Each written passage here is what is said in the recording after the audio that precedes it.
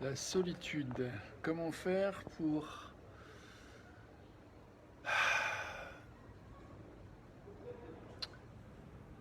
Comment faire pour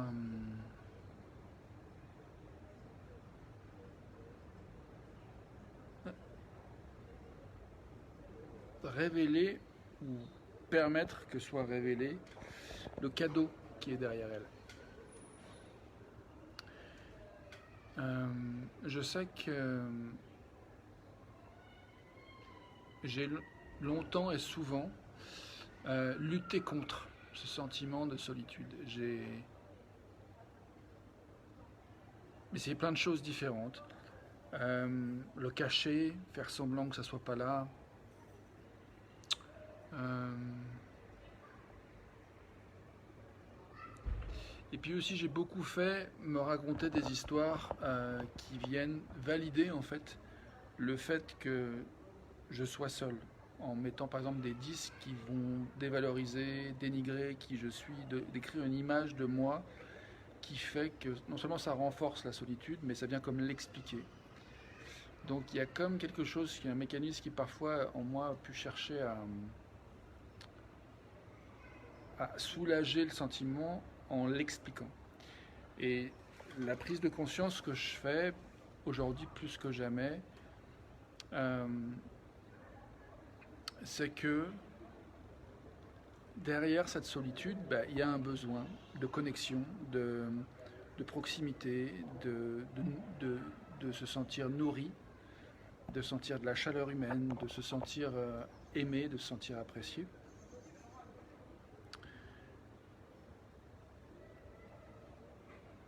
Et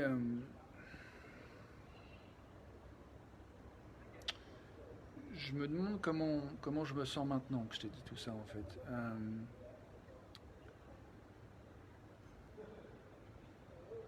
Mais je me demande comment tu te sens, toi, d'entendre tout ça. Est-ce que ça te parle, d'une manière ou d'une autre? Je me raconte qu'il y a plein d'entre nous pour qui ça va pas parler, et il y a plein d'entre nous pour qui ça va parler. Euh,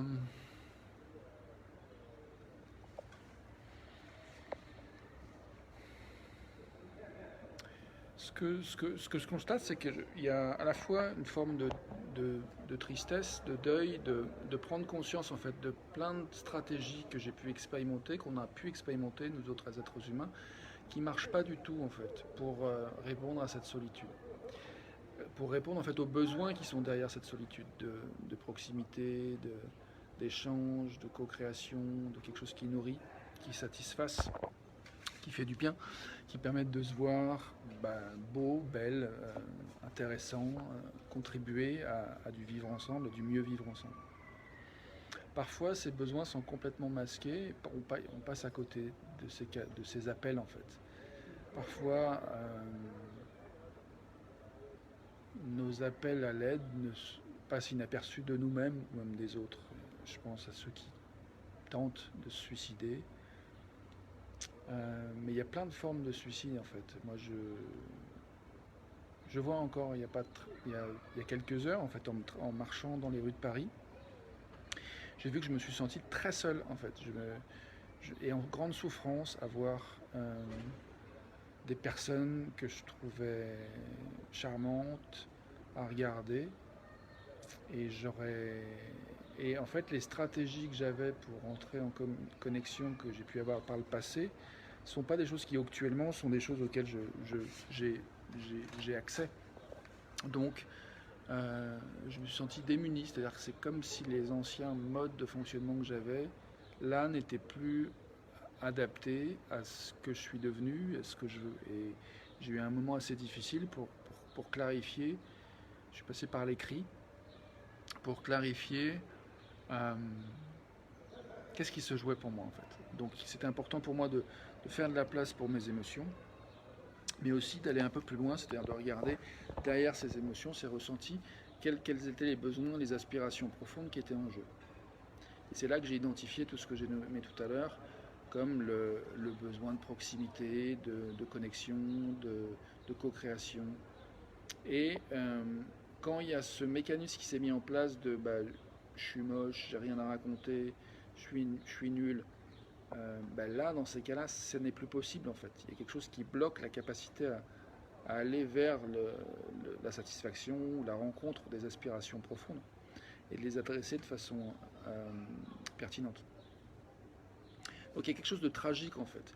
Et d'ailleurs, ça me fait penser à cette définition de Marshall Rosenberg qui disait qu'un jugement, c'est une expression indirecte et tragique, quasi suicidaire, d'un besoin non satisfait. Donc par exemple, quand je me dis je suis une grosse merde, ou je suis inintéressant, ou je suis un loser, ou j'ai rien à apporter aux autres, y a quelque chose de suicidaire là-dedans, qui fait que ça bloque toute ma capacité de créative à entrer en relation et proposer quelque chose qui va être adapté à où je suis, ce que j'ai envie, ce à quoi j'aspire, et ce que l'autre, dans la réalité, peut avoir envie. Donc il y a quelque chose dans la capacité à créer du lien qui parfois est altéré, voire complètement bloqué. Donc voilà, ça fait partie des choses, des souffrances que j'ai pu vivre dans ma vie qui font que je suis plus que jamais intéressé à contribuer à une culture de l'écoute, une culture de l'accueil inconditionnel qui permet qu'on s'entende, qu'on se parle à soi-même, on se comprenne les uns les autres et qu'entre nous, dans nos relations, on se comprenne aussi, mais aussi qu'on puisse agir au niveau systémique aussi.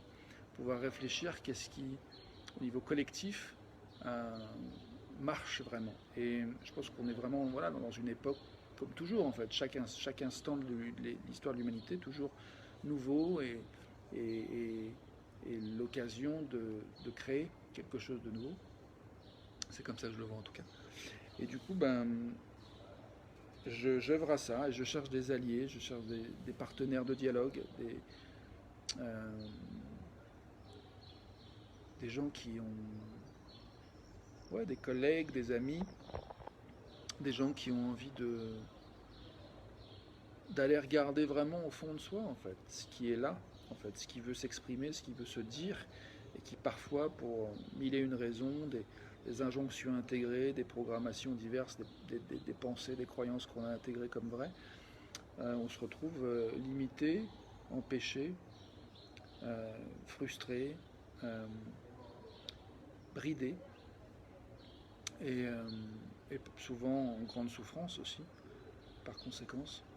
Et puis aussi avec une espèce d'impression de devenir un peu dingue en fait, de devenir fou et de vraiment d'avoir aucune idée, donc une espèce de confusion aussi, une espèce de désespoir qui fait que savoir comment sortir de ça, ça paraît parfois vraiment mission impossible.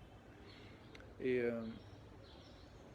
et moi je vois encore, il n'y a pas plus tard qu'il y a quelques heures, j'étais plongé en plein dedans, dans ce disque-là, qui jouait dans ma tête et qui faisait que il y avait de la fatigue et j'avais besoin de me reposer aussi. Donc il y a des environnements qui sont aussi moins propices à prendre conscience de ce dont on a besoin de prendre conscience, ou en tout cas de ceux qui cherchent à émerger à la conscience.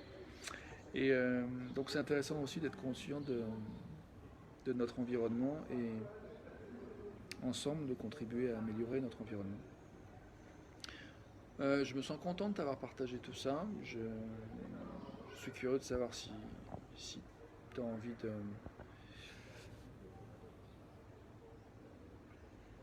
Ah oui, je vois que je pouvais inviter... Bonjour Bianca qui regarde. Je veux inviter cette personne. Je pouvais inviter à avoir la conversation en direct. Ah oui, ça, je savais pas que c'est ça que je faisais quand je disais inviter. Ok. Donc, c'est pas accessible tout de suite, mais voilà, a priori, c'est une proposition d'inviter.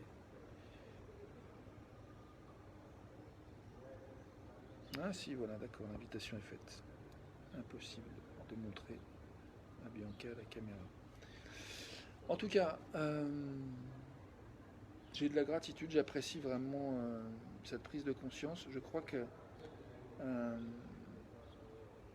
je ne sais pas comment ça va évoluer. Là, pour l'instant, je vais aller dîner avec ma mère.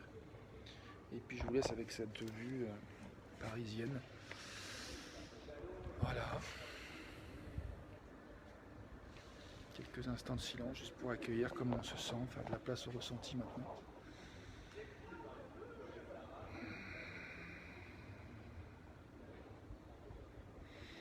Et si tu veux partager ici en commentaire ou en message privé, bienvenue.